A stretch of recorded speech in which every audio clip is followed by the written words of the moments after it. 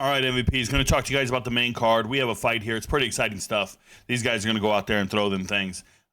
Danny Silva, 10-1, versus Kevin Vallejo, 15-1. Shout out to Vallejo.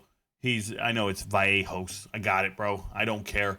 Minus 500 favorite for Kevin. Shout out to him. Let's talk about Danny Silva first. Danny Silva is a good fighter.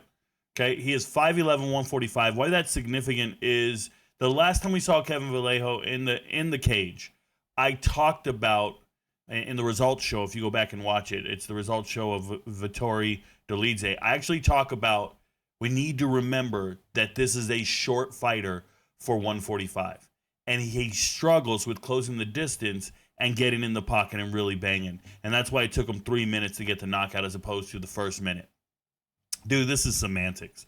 This is a guy that went 3 rounds with John Silva, right? In his debut, Gene Silva, the only guy that's beat him in his entire career. Other than that, he's knocking everybody out, and that's because he possesses blue chip power. He has real knockout power. He's 23 years old, and he comes to bang. That's a fact. Another thing is he's extremely durable. If you're fighting John Silva for 15 minutes and you're not asleep, you got a chin, and I like it. So this is the heavy favorite. This is everything there, and everybody's on him. But he's fighting Danny Silva, and Danny Silva is a very good fighter. Why is Danny Silva a good fighter? Well, because he can box, and he can move, and he's a switch fighter, and all this stuff. Listen to me, guys. Danny Silva is mid as AF. Like, Danny Silva is mid as fuck. He really is. When you watch Danny Silva, he's only fought twice in the last year that we've seen him, in the last 2 years now. And both times, split decision victories. Once against Lucas Alameda and then once against Josh Kulabau. These are guys Vallejo would have flatlined. Absolutely flatlined. So I don't believe in Danny Silva like that. I just don't. And I understand all the hype is because of his Dana White Contender Series fight against Angel Pacheco. If you go back and watch that fight, they're landing 200 strikes. Both guys they just went out there, rock'em sock'em robot.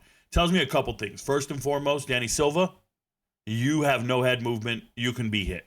You're very hittable. If somebody landed 200 strikes on you, good night. You're not a very good fighter. Second thing I want to say is if Kevin Vallejo lands 200 strikes on you, you wouldn't be here anymore. We talk about you in the past tense, okay? So I don't really believe in Danny Silva's ability to scrap with this guy. Danny Silva can be crafty. He can move around. But once you're backpedaling for 15 minutes and moving around and trying to avoid these strikes, you're going to get exhausted. We see it all the time.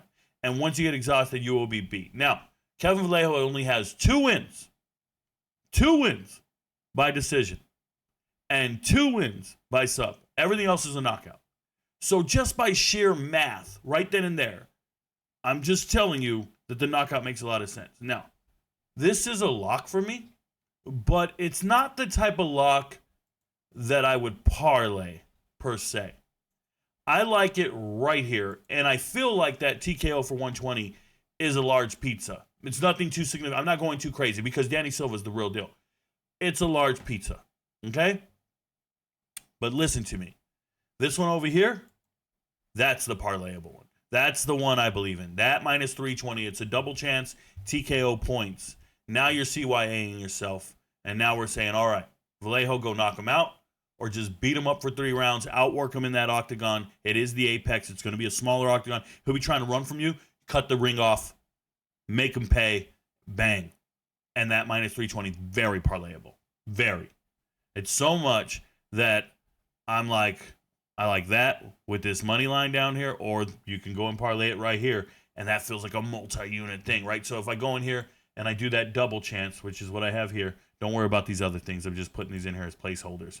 But the double chance at minus 320, and then I go back to the UFC, and I go to the prelims, and I go to Rafael, and I go to more wages, and I go to that double chance, and we just got to hope he gets it done, right?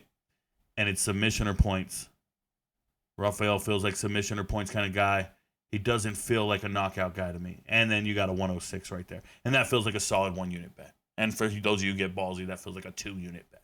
That kind of deal. So I'm going to actually screenshot this. Let me see if I can control scroll it to make it all fit. There we go. I'm going to do that for the MVPs. And that feels like a solid play for the most part. All right. Your friends don't know, but Rico knows. Good luck, MVPs.